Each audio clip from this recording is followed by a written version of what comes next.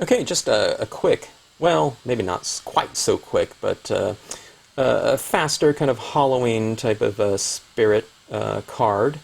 This is using your matte 110-pound plain uncoated Staples brand cardstock. And I wanted to play around with something that I tried on my, was it my previous video? One before that, I don't remember, but it's where I just did all my tones with a oil-based VersaFine black ink, okay? But I wanted to take the experiment a little bit further. I wanted to test and see if we could apply dye-based, water-based ink over the top of that black oil-based toning. Now, in theory, in my mind, I was thinking, I don't think that's going to work. But I don't know. I thought maybe it could. Maybe you know, the VersaFine, as I toned it in, isn't quite so thick that it's going to resist the water-based inks. I liked how they went on there, but not in terms of a final color application process, so I sandwiched it in between an additional layer of the VersaFine black ink, and that kind of mellowed things out a little bit. And of course, I really like adding in things like the Hero Arts white pigment ink over the top of it. That gave it that kind of mistier feel. But the point of this video is that you can really go with any type of imagery, landscape imagery, and there's different approaches you can do. You can make a Halloween card just with really clear, saturated tones and whatnot from your inks, and just have pumpkins in it or something like that. But if you want to give it kind of a spookier type of feel, what you do is you kind of muddy up your color schemes, you know. Think about using like browns and greens, or, you know, greens in black, kind of charcoaly types of tones, you know. Mix up things, you know, mix up color combinations that you wouldn't normally think would harmonize with each other. Maybe use complementary colors, you know, maybe bring in a violet into a orange, or black, I don't know, green, or I don't know, stuff like that. Muddy things up a little bit, and it kind of makes it fun. And you can certainly do things. You use Halloween types of iconography in it, like this creature, the Black Lagoon, or something like that. But you don't have to. You can just change the spirit. You know, a cabin in a spring type of field full of pink flowers or something like that would look totally different. You've stamped that cabin, and you just toned everything in with like black and, you know, dark gray inks and something like that. It'd probably look more like a haunted cabin or something of that sort. But anyways, kind of a fun process right here, and I learned something new in terms of the dye-based inks, the water-based inks, over the top of your oil-based inks, and kind of what that might look like. So, I don't know, just fun stuff. And I am enjoying this matte paper probably more than I thought I would, because of certain types of techniques that open up because of that slightly more absorbent, or a lot more absorbent, surface quality of an uncoated paper like that. Specifically, how I can apply oil-based black pigment ink to tone in the piece. And it's a super, super forgiving process, and it's so easy to do with that. And that's kind of fun to do. And I don't mind the kind of the muted versions of all these inks that comes about by the fact that the paper is absorbent, and it's, you know, a lot of that ink isn't staying on the surface. So I don't get this super vibrancy with it. But that being said, it does stay a lot richer and warmer than what I would have thought, though, on something like this. Like back in here, it's a muted version of those grains, but I don't find it to be kind of a dull version of it. I think it's fairly rich in terms of the end result, visual quality of it. Okay, but anyways, I'm rambling on here. I hope you enjoyed the video. If you choose to watch it, if you have any questions, drop me a note in the comment section. Okay, we're going to do a Halloween kind of inspired piece today, and I wanted to talk about, just from a stamping point of view aspect, it's really easy to do something kind of with that Halloween spirit in mind.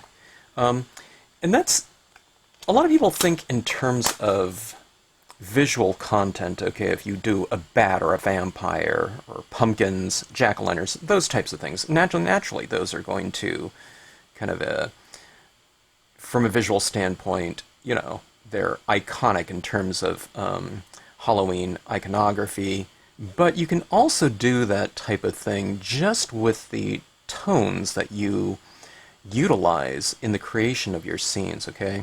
Now I'm going to do a kind of a swampier type of setting here, but that being said, see, I have this Creature at the Black Lagoon stamp by Ken Brown Stamps. I think it was it the Great American Stamp Company that used to produce his work?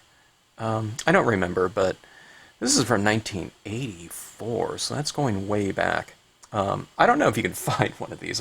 I don't know where I got it from. I might have bought it from,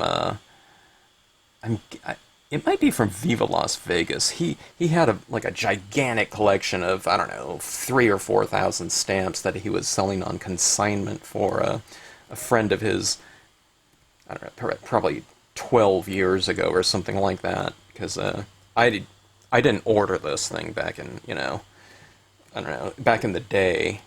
So I would have bought it somewhere. But, okay, so that being said, I'm doing this in kind of the swampier type of looking scenario here.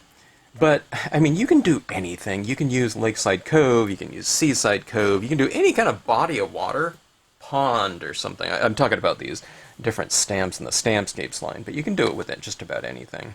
Okay? I'm talking about any body of water. But what we're going to do on this scene here is, you know, going back to that idea that you don't have to stick with kind of Halloween iconography. You can kind of elicit this kind of Halloween spirit just by the color usage and, I guess, media usage to some extent. But I generally see kind of Halloween types of moody scenes from the standpoint of, I guess, the color usage, in that I like to kind of muddy things up a little bit, okay? I'm going to use mostly kind of darker tones. I mean, you could do a Halloween high noon scene or something like that, but I tend to think that it's, you know, probably a little bit more of a nighttime type of thing, you know, to, you know, you can kind of, you know, fast track that Halloween kind of feel if it's nighttime, right? But, I don't know, there's all kinds of things you can do. But I'm going to use darker tones to create my foundation composition and lighting. Lighting and shade, you know, it's the same type of thing. To create lighting, you have to utilize shade, so... okay, no, so there's 3 impressions of that. And this is on a 4 1/4 by 5 1/2 uncoated matte stock. It's, if you've been watching any of my videos recently, you'll know I've been kind of playing around with just some standard 110-pound Staples brand uncoated matte cardstock, okay? Alright. And I'm stamping these out in the VersaFine black. You can use dye-based inks, but they typically won't give you as dark of an impression as the VersaFine or other types of black pigment ink. I use the VersaFine because it gives you, even though it's a very thick pigment ink, it gives you some really refined, very detailed impressions without the inks clogging up in the tighter detail areas. Alright, so, I don't know.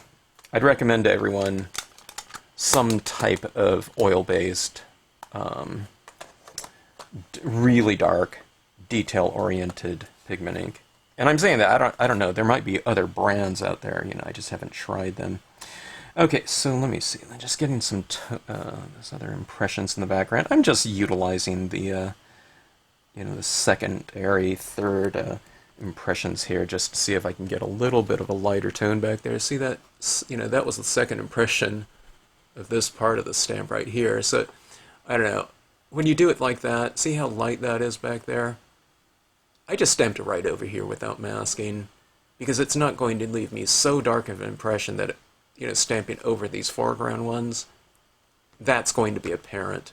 Now, this is all going to get kind of dark in here anyway, so even if it did show up in this one a little bit, I'm not worried about it because it's going to get darker anyway. Alright?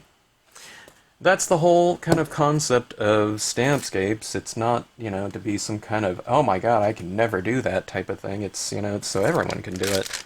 It's just that you have to kind of leave kind of your kind of notions on how to use certain types of stamps. I'm talking about more kind of your outline styles of stamps. Kind of behind because those are certainly applicable types of techniques that you would utilize with certain types of imagery, but Stampscapes are made to overlap and blend together. You don't kind of, it removes a lot of the fuss, okay? It's kind of, I wouldn't say it's for lazy stampers, but in a way it kind of is. For me, I don't consider myself a lazy stamper, but there's just certain types of techniques that I don't want to fuss around with, so I design my stamps so that there are certain types of processes that I don't have to deal with so much, and that one of them includes really careful masking and placement and whatnot. I want overlapping, kind of more freedom of movement. Now, that being said, if I stamp this tree really dark right over this one, those darker impressions are going to show up in here. So you just have to kind of get in the spirit of kind of, knowing how much ink you should remove, to the point where you can stamp right over something else and it's not going to be kind of a obtrusive type of appearance where one image overlaps another, okay? So lighter images in the background, darker images in the foreground, okay? I can't go with this right over the top of this tree here without it showing, that tree is going to be showing right through this one, so I stamp this just in this clearing right here. Anyways, if you haven't used these stamps before, that might all sound kind of complicated and stuff like that, but if you start utilizing them and kind of keeping this in mind in terms of the overlapping process, it becomes much more kind of clear as far as the types of processes you might want to use and the ones that you really don't need to utilize so much of.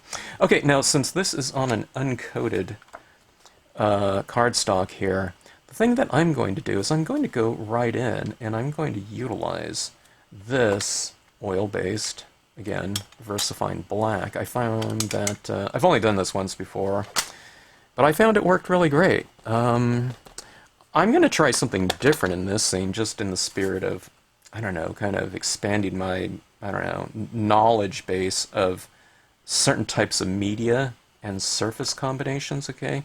So my idea here is I'm going to go oil-based toning. Okay, there's oil-based impressions, and I'm going to use an oil-based, the same color, black, to tone this in right here, to give it that kind of that nighttime, kind of more eerie presence visual, okay? And then what I'm going to do is I'm going to use this Distress Ink Peeled Paint. Okay, now this is going back to what I was mentioning about kind of murking things up, okay? I like to add in these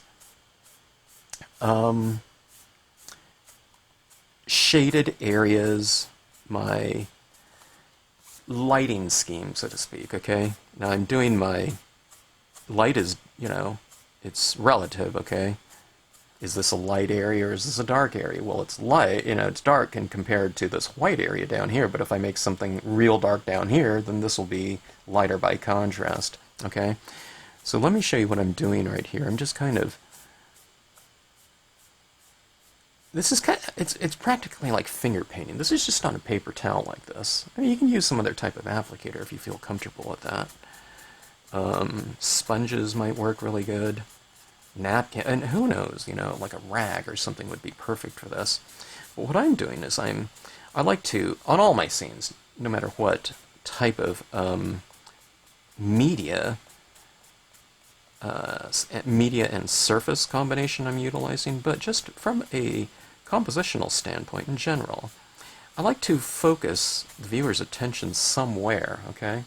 So I'm darkening the area on the perimeter for for the most part. Every time I'm, excuse me, starting on the outside, I'm kind of working my way in like that. Now, in scenic stamping, I find it more beneficial when I think of my surface here, not as this piece of a greater whole, you know, a greater swamp or something like that. I see this as kind of like a stage director, you know, for a play or something like that. And I see this as my stage right here, and you have the utilization. You can utilize different spotlights and whatnot, backlighting, etc., to get the viewers to look at and focus on whatever you want them to look at. So you're kind of like a lighting director in a stage, and I think that's perfect for, you don't have to utilize that kind of notion on every scene, but for something like this looks like a stage, so I'm staging my piece, and it doesn't have to be this complicated notion of, oh my gosh, well, I have no idea how you would stage something, I've never done that before. The staging, all it is just darken the outside area, and chances are, most people have done that type of thing. You've applied color to something, and then you've kind of sponged in a little bit of perimeter, right? That's called, creating a vignette.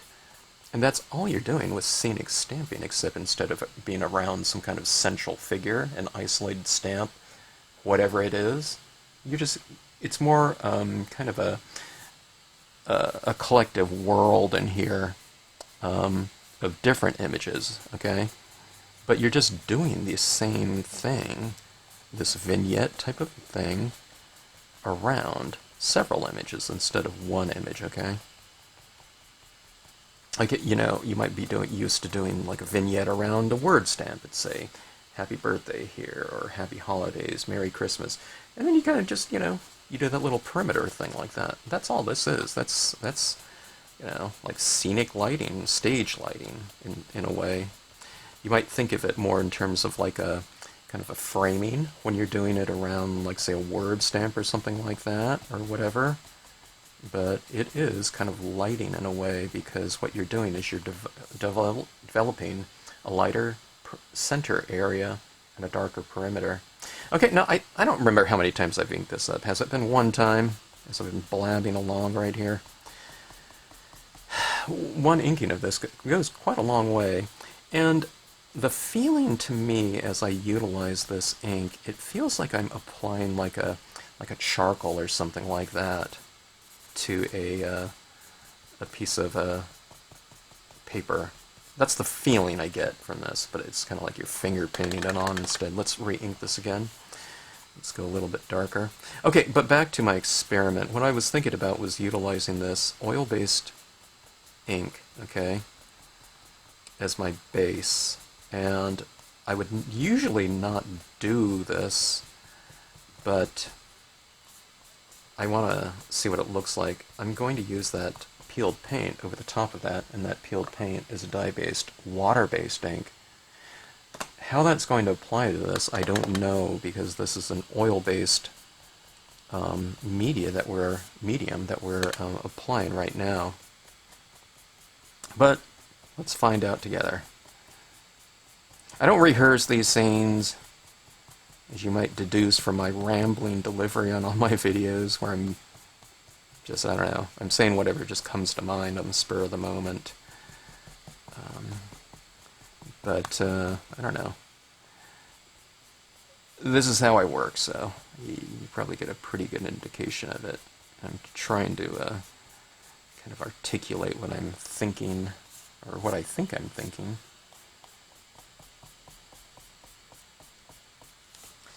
Okay, so anyways, working that on like that. You see what I'm doing right here? See, there's shadows at the base of the cypress trees. So what I'm doing down there is I'm kind of starting to develop those shadows a little bit more like this, okay? So overall, there's kind of a vignette, darker, lighter in here. It's because I'm always kind of starting in those areas on the perimeter like this, so there's more ink. And then see, as I drag it in, there's less ink in here, okay? So that's all I'm doing right there. But then, after I get that, what you do is you develop your shadows a little bit more, okay? These trees, I mean, they do have the shadows inherently designed into the design itself, but what you do is you reiterate this more, those shadows with additional ink, so it really kind of anchors them into the setting, okay? It gives them a visual weight and opacity, okay? So see this right here where I'm coloring that cypress right there. You're saying that the light from the background isn't just going straight through the tree, okay? And see how it's kind of anchored down with this additional shadow and visual weight. And then when you do that, when you make any area of your scene a little bit darker than anything else that's lighter than what you just applied, will seem one step lighter by contrast. Okay, now I have this tree in the background too. I'm going to make this a little bit more narrow of an applicator. See how easy that is? It's like the size of a crayon or something like that. And you just apply it down. Don't keep re-inking your applicator too often, because you want to utilize, like, you know, the lighter application of it. Okay? That way you have a lot of control. You just, if you want to get darker, then you can get darker by repetition, by going over it, you know, several times like that. And that way it really doesn't, you know, you're not utilizing a kind of a precarious type of process, because it develops, you know, at the rate at which you're comfortable with. Okay, I'm comfortable with kind of a slower rate, okay? But see, that's like the difference between this and like a Chinese calligraphy or something like that, or watercolor painting, where, you know, you make these very definitive, bold stroke moves, like boom, you know, and that's done, you can't touch it, you know, that's kind of the spirit of that. This is something where you're just kind of building things up at a very slow rate, and it just goes, the tonal range just gets a little bit more in focus, like you can think of it like a dial. Instead of being on a dial of 1 to 3, you know, 3 being finished or something like that. Think of this in terms of a dial of like 1 to 1,000 or something like that. You're just taking it a little bit darker with each swipe, okay? Okay, when it you know, it kind of is kind of depicting this kind of this feeling or mood that you want it to convey, then just you're done right there in terms of this process. But I wanted to see what that green looks like. Okay, this is just grayscale, and I think it looks pretty cool. But I do want to kind of muddy it up a little bit. Okay, now this is the one part where it gets a little bit trickier. So this applicator right here probably wouldn't be great for this creature. Maybe I can get a little bit of tone on him. But I don't want to get too dark with it, but I think alcohol pens would be a good device to tone this creature in with, because I have some very light gray tones, right? You have some gray tones in your, you know, your markers, your whatever, Copic markers. If you're using like a water-based pen, it could be Tombow or La Plume's, that type of thing. But if you have some kind of grayscale ones, start off with your lighter grayscale, and then work into your darker one, okay? Maybe I'll try that on this one. I don't know, again, I don't know how those ones will work right over the top of this ink, but we'll see. I assume that they'll apply.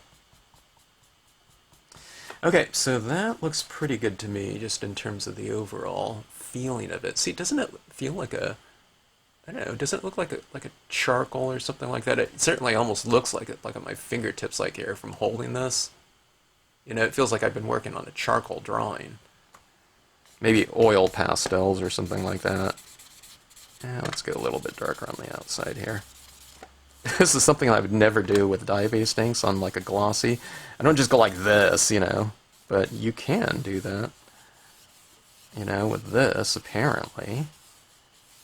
Let's do it. Let's give this a little bit stronger horizon right here, okay? I just kind of go across it like that. Let's add some more tone down like this.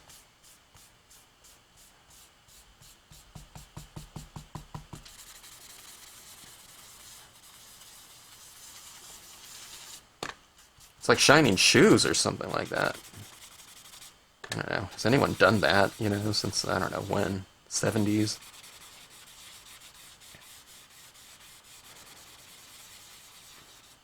I'm talking about at home or something like that.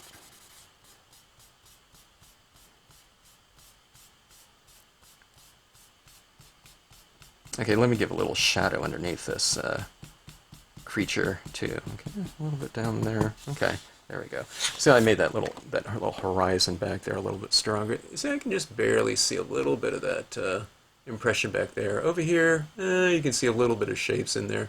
It doesn't really show up too much. That's why I said, it really doesn't matter. Okay, so anyway, okay, before I forget, this is it's a La Plume permanent, and it's an alcohol pen, brush pen. Okay, so I can get into this creature and add some shadows, like this woman should be casting a shadow. And this is kind of a lighter gray. Well, it's not super light, but it's just a little bit darker than what I've used on here. But see, what you do is you want to tone in your objects like that. It gives them that visual weight. If you have something colored in somewhere, then don't leave kind of your characters and things like that without kind of an equal amount of modeling, especially for the fact that they're the subject matter. So if you don't color them, they feel like they're lacking kind of volume, kind of a three-dimensional aspect to it through the usage of shadow, but they're also missing that visual weight. So from a visual impact point of view, if you kind of don't do... I'm looking for a... This is a warm gray, but that's way too warm. It's like... I don't know what color that looks like. This one's looking a little dry. Some of my shuttle art markers are getting a little bit dry. Well, maybe not. Oh, I know. It's because I'm storing it the other way. Okay. So anyways, this is... what is this right here? A cool gray 0.5. That's the shuttle art naming convention. What that refers to, I don't know. Okay, so this is more like a film noir type of thing. Well, not film noir in terms of, but just in terms of the visual aspect of it. Kind of a darker feel to it. Yeah, I'll add some of this down here in the water. This is applying right over the top of the VersaFine just fine. Okay, okay, now see this right here? I've toned in some areas down here. Well, where do you tone in? Well, see, there's shadows right on the images themselves, okay? So the one leg down here, they drew that one darker, probably, presumably, so this arm would, kind of stand out from the background. See how she's in this, and his front vertical side is darker? They do that because, so this woman stands out more three-dimensionally, okay? So this darker area in here, all you do is just reiterate that, like this, and you go a little bit darker. I'm not doing it in black, I'm doing it in light gray. See, a certain side of his face is a little bit darker, so I'm just kind of filling that in like that. There's certain areas of her body that are a little bit darker. Okay? So you just reiterate what's going on in there. But that being said, see this area in here now? You can just add some more of this. It doesn't really stand out huge because it's already darker, but here's this area in the shadows. You can just kind of go up there like that. In the tree, and the cypresses, sometimes it's kind of more difficult to get into those detailed areas with a paper towel this size, but you can get into it perfectly with these pens like this. So utilize the pens for their strengths, which are, specific area coloring. Okay. Alright, that was just what the doctor ordered there. I hardly ever use the fat side of these tips like this. Alright, look at that. So that worked pretty good, I would think, on those trees. So those trees have a stronger kind of visual weight now. Alright, I'm going to do this. I'm going to store this narrow side down like that. You should really store these pens on their sides, but I don't have space on my work area. Okay, so the creature of the Black Lagoon. Let's try to kind of muddy this up a little bit. Let's give it a little bit of a murkier look. You can do blues or something like that, but kind of in the spirit of this one, swampy area. Wouldn't it be cool to kind of do it in a greenish tinge like this? And in my mind, I think the distress ink is kind of the perfect candidate for it because, you know, the distress inks have that kind of, that earthier, you know, aged spirit to them. I mean, that's the whole idea of it, right? Distress. I take it they're antiqued kind of looking. Okay, I'm just utilizing the same paper towel here. Why not, you know? Okay. Same type of thing. Don't go like this with it everywhere, okay? Use kind of a lighter touch like this, okay? Some people tell me that's what they need to do. They kind of have a heavy hand, you know, when applying different tones. Well, think of it like this. I always kind of do this analogy, but I say just pretend that you're applying kind of makeup to a child's face, okay? You can't press into it hard, otherwise it's going to hurt them. Okay, do you see that kind of that? It almost looks like it's lightening up some of those areas. It looks okay. It's giving me a little tinge, I guess.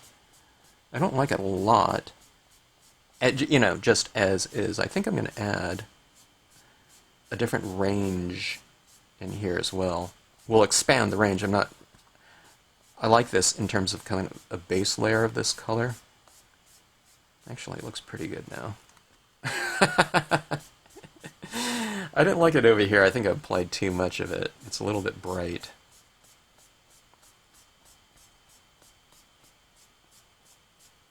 I want it to give it life, but I want it to look kind of murky too. You see that right there? I don't know. It's almost too bright and lively, and I don't know, some other descriptive type of word that is not coming to mind right now. But let me try something here. Let me go to. Okay, this is a fairly light color. Let's try the Memento Cottage Ivy.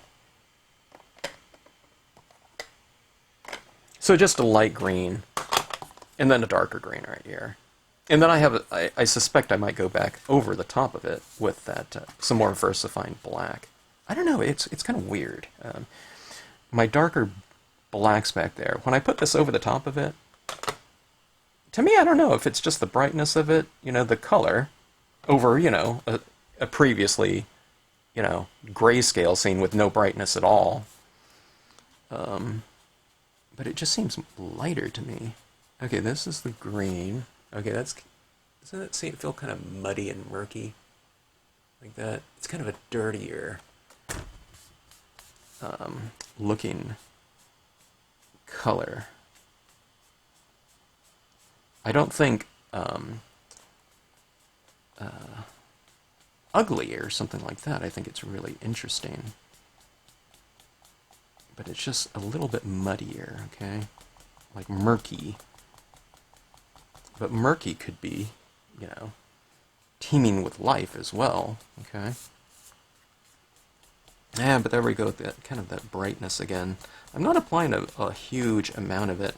Oh, I wonder if by chance, because of that oil-based surface, okay, ink, I wonder if when I'm applying this, yeah, I think this is what's happening. Remember how I said I think it looks lighter?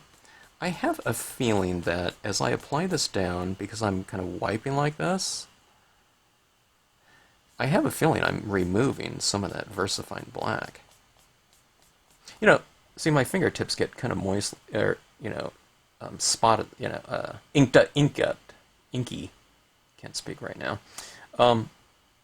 When holding this paper down like this, it means that the medium is still kind of in solution like that, so it's prone to kind of wipe off like that. You know, oil-based media, it just dries slower. Okay, this is coming around. I like the spirit of it. Now, I like that distress ink underneath the bottom of it, though, to kind of give it kind of a little bit more of a glow, like that. See that right there? See, if this was just used by itself, it would look like that, okay? That color. But see that glow that's happening in here? Now, this one also has some black on it, too, but there's a little bit of a glowing type of look. And of course it looks different than this kind of Christmassy green right here, you know, by having that warmer, aged green underneath it. Things that surprise me quite a bit are, this is a matte paper, and it's like one of the, I don't know, it's as plain as you can get, okay? And the paper is absorbent because of that non-coated nature of it. Okay, now see, this is getting darker again. Okay, so this is what I want here. I'm kind of surprised at the intensity that still can be felt. Not to the degree of like a coated paper or something like that, but you know, this area in here, it's still fairly rich in terms of the intensity and value, you know, the relative light and dark, you know, right down here. So it's kind of cool for me to see, and also these combinations of media on top of the surface too. Water-based over oils, you know, the different looks of pigment inks, whatnot. It's different in spirit than, say, kind of a more sealed off type of surface, such as a coated paper or a glossy coated paper. You know, we're talking about double kind of the coating.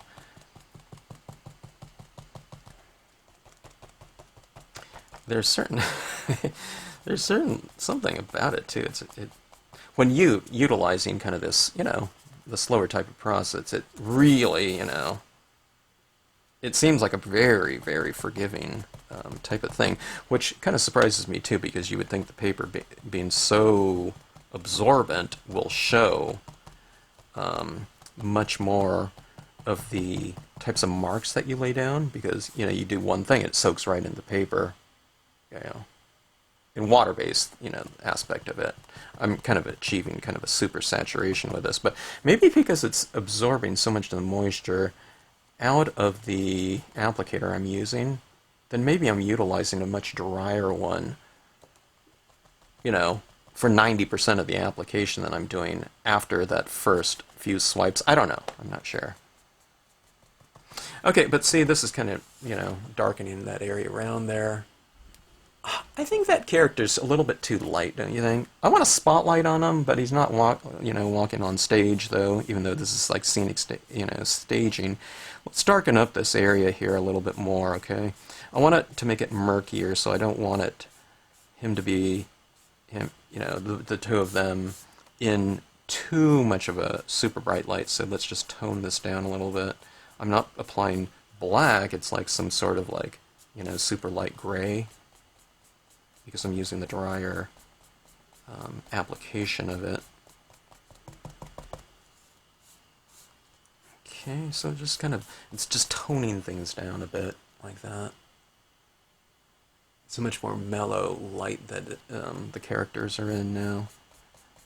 Okay, now that being said, characters, let me see if I have a green.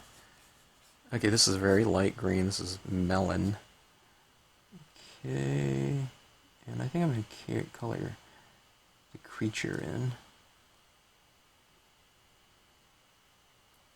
I don't know when this movie was made, 50s or something like that. That, you know, the original one. I don't know if it's been remade, but we were showing it to my son when he was, I don't know, probably 8 or 9, and you know, because he kind of liked certain types of horror movies at that time. He's always loved Halloween iconography, but that first scene of like where they're creating tension by showing the woman kind of treading water and the creature coming up from below, you know, quick cuts back and forth to the legs swimming and the creature swimming up, and my son said, "Okay, that's it." You know, like he can't stand it. You know, there's too much tension built up, you know, by the director with those quick cuts back and forth. It's always like funny. And we never watched it again. Okay, this is a blender pen. Interesting. I wonder if it's kind of blending out some of that black ink. You know, because alcohol should, in theory, kind of dissolve some oil-based media, so as you kind of drag this across it, it might be kind of putting it back into solution. You might be dragging out a little bit of that oil-based versifying ink. Okay, so see that little tinge of green on him? I don't know what color to do her. Maybe I'll do a little bit of flesh color. We don't want too much, though. Okay, but just a little bit.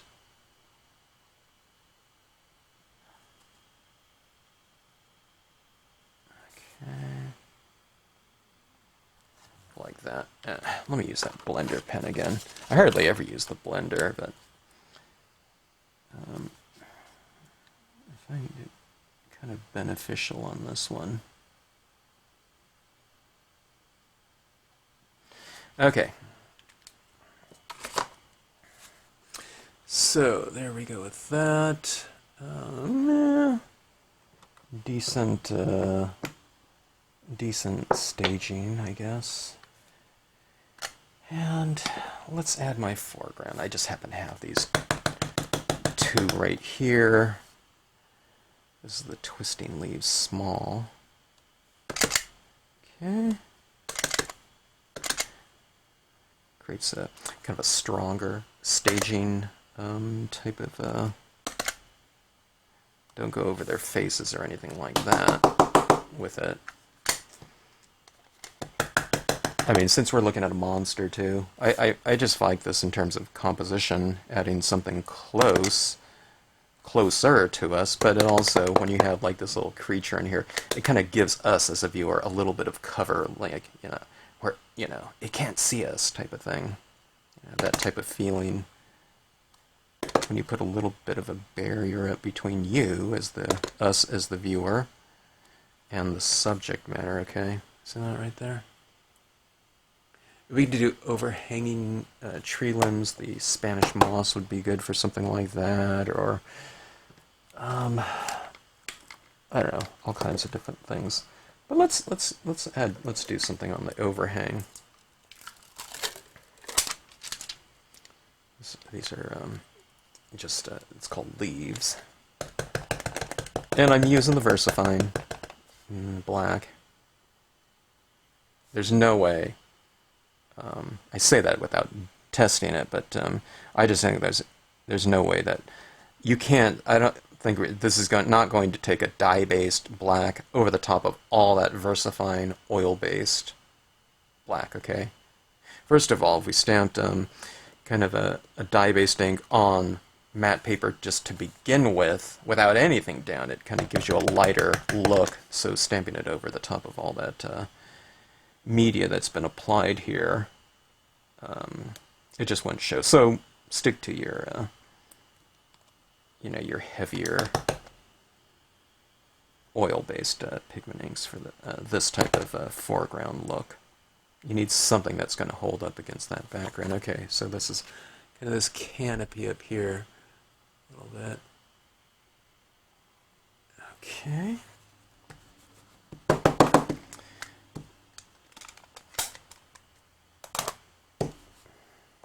These scenes, you know, they come about pretty quickly too, you know, because you're doing all that toning in the background just with like one color.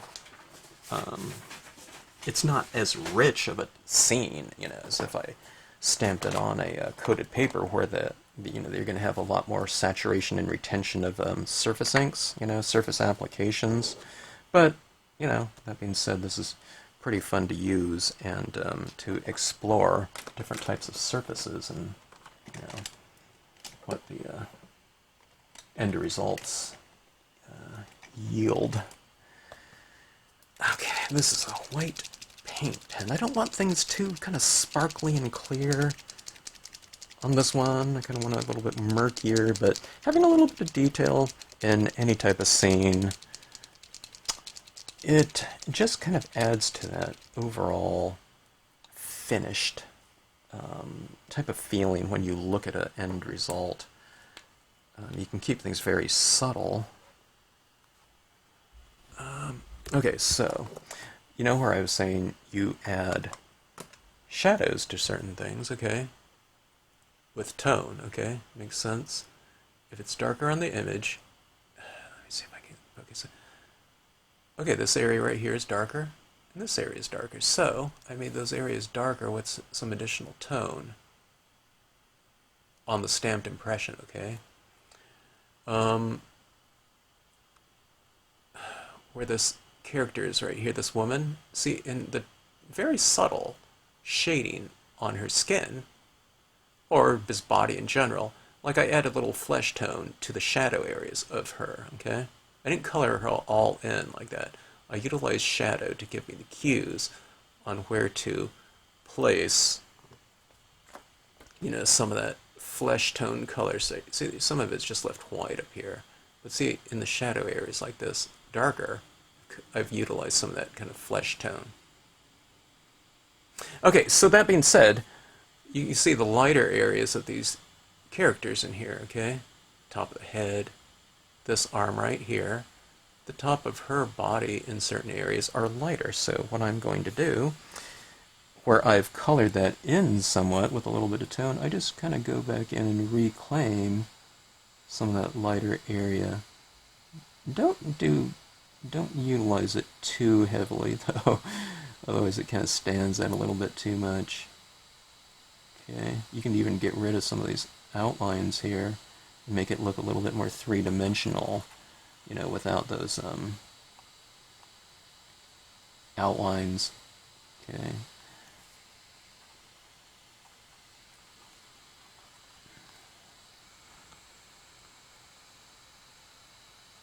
Kind of experiencing a little bit of clogging on this pen. It usually doesn't do that. I have a feeling I'm kind of picking up some of that oil-based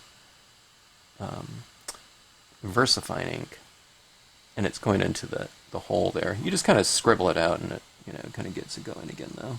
Okay, looks like it's flowing better now. This is a paint pen. It's not like a roller ball, so you kind of have to shake it up real good, and you know, just kind of get it flowing every time you use it too, and sometimes, you know, while you're using it as well.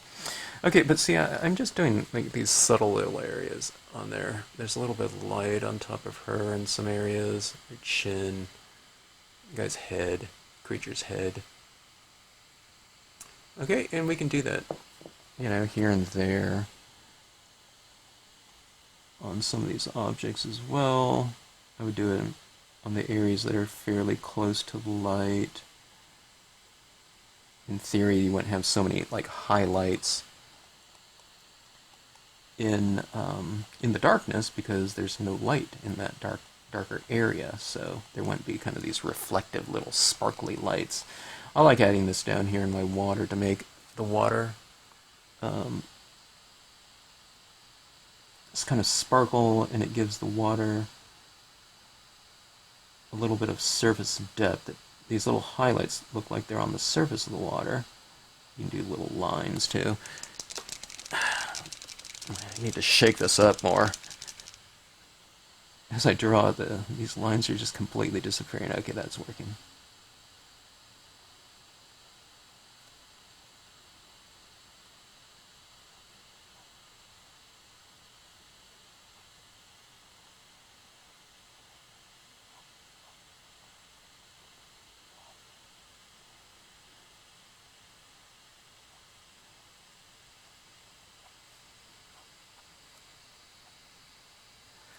Okay, little linear types of touches in the water here and there.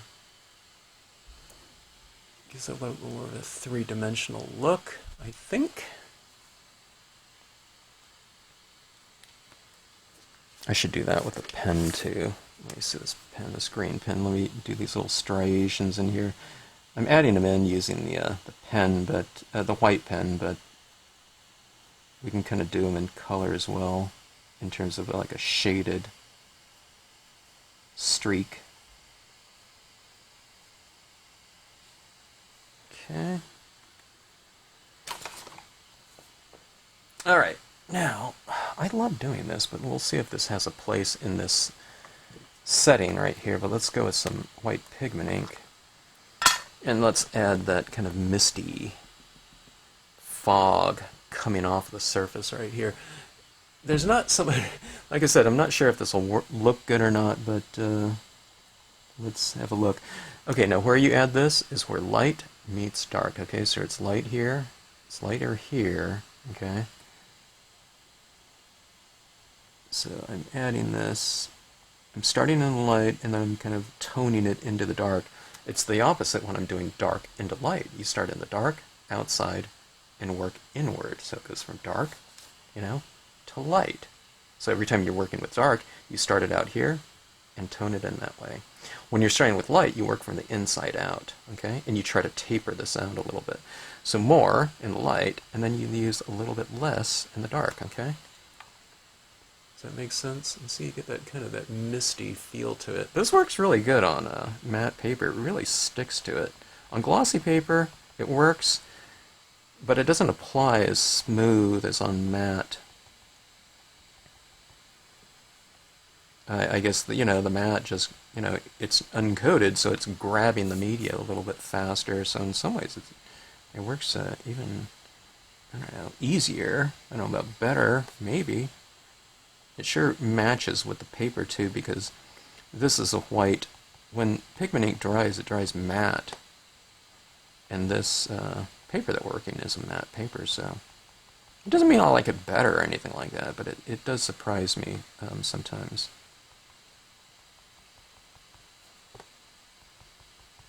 Okay, I think this is looking pretty good. I think it's adding to the overall kind of spirit of the piece. No pun intended. Well, this isn't really spirits. It's a monster movie, or whatever. I don't know what he was supposed to be. Some kind of like ancient thing, maybe. I don't know. I don't think it was supposed to be like a mutation. I'm not sure.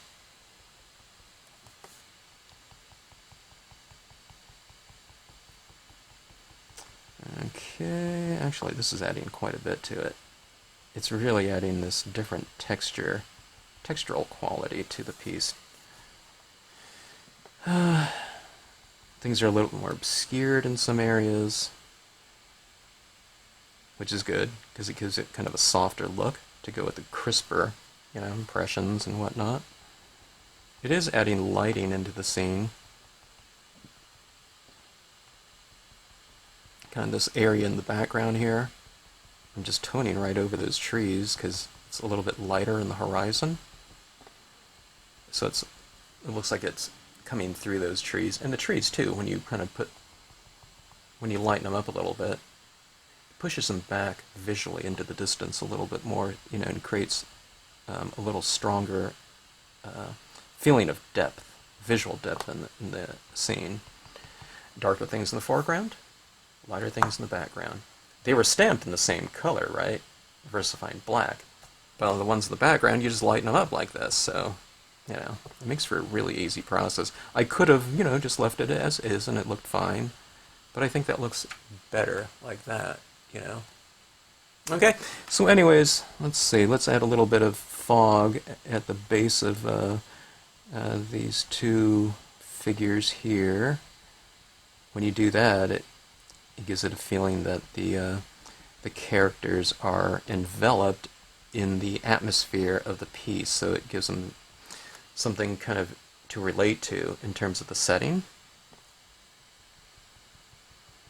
What that is kind of a visual continuity. You have all of the different objects sharing something with one another, okay? They're sharing color. They're sharing texture.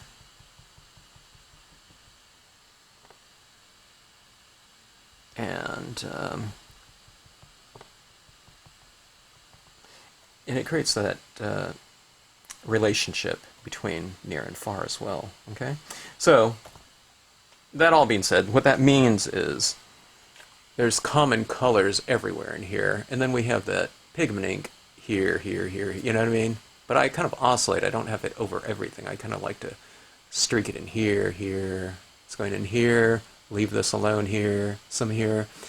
when you put it everywhere, sometimes it's too much. So you just kind of watch it as it develops. I mean, it develops slowly, so it's not like I'm going to go like this and go, oh my god, that was too much, you know.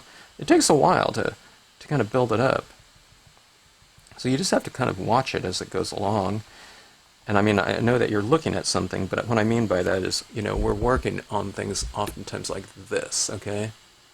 But you have to kind of look at it as a whole, you know, during the process, so you have a good idea of what you're doing and how it's affecting the overall. Okay, but I think that's it right there.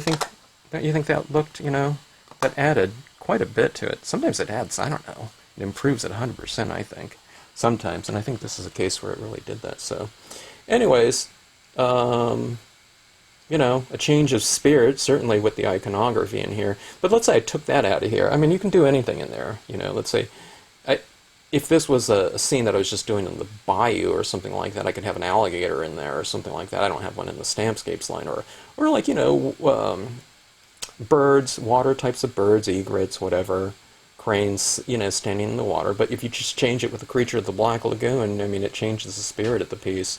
You can have a little skeleton. He could have been, you know, sitting in there. Maybe you can put a fishing pole in his hand or something like that. Or, you know, maybe he's got like drawing a little basket or something like that. Like he's going and, you know, going after crawdads or something like that. But, I don't know, there's just all kinds of things you can do. But, little Halloween types of things, just kind of, you know, kind of murky up your color scheme that you're working with. In this one right here, I thought it worked out pretty good, having the matte paper and the VersaFine black to give it that kind of that charcoal feel to it. And I think the dye-based inks layered over the top of the oil-based pigments just fine, but to me, it kind of required me going back over it again and sandwiching these inks in between layers of this. So, going back over those green inks with additional VersaFine black really helped it out as well. So you kind of, you know, you don't have to see things in kind of a linear thing. Okay, you use this one ink here, the next step is this ink, and the next ink, you know, is this. You can kind of go back and forth, you know, and add, and not remove, but you can kind of layer things over one another. If it doesn't look like it's quite doing what you want to, don't see it as something like, oh my god, I messed up, there's no point in no return. Just go back and reintroduce other things that were in there, so you might just see it as a part of the process. Okay, so anyways, thanks for watching, hope you enjoyed it, and if you have any questions, drop me a note in the comment section.